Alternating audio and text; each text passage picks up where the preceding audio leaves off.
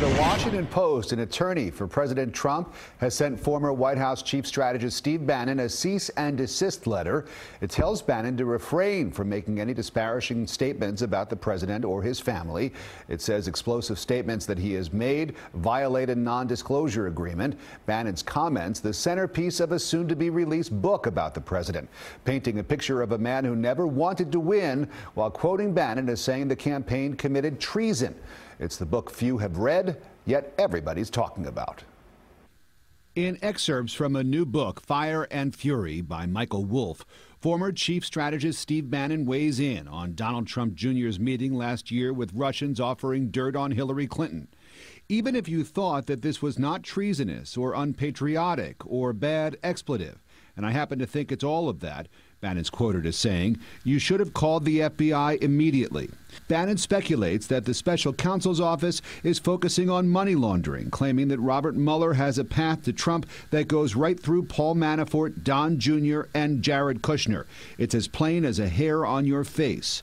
The president firing back in a statement saying, "Steve Bannon has nothing to do with me or my presidency. When he was fired, he not only lost his job, he lost his mind. Steve was rarely in a one-on-one meeting with me and only pretends to have had influence to fool a few people with no access and no clue whom he helped write phony books." Press Secretary Sarah Sanders on the president's reaction.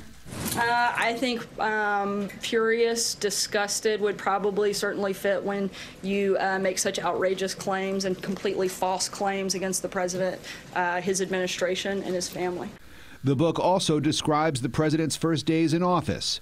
If he was not having his 6:30 dinner with Steve Bannon, Wolff writes, he was in bed by that time with a cheeseburger, watching his 3 screens and making phone calls.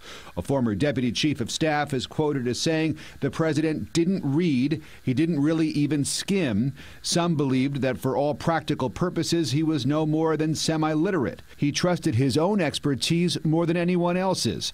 It was, said former deputy chief of staff Katie Walsh, like trying to figure out what a child wants. Wolff writes that Trump only ran to garner enough fame to launch his own TV network, not to win, and that when on election night victory seemed possible, he looked like he'd seen a ghost. I've reached out to Steve Bannon to verify the quotes attributed to him and to get his reaction to the president saying that he had lost his mind.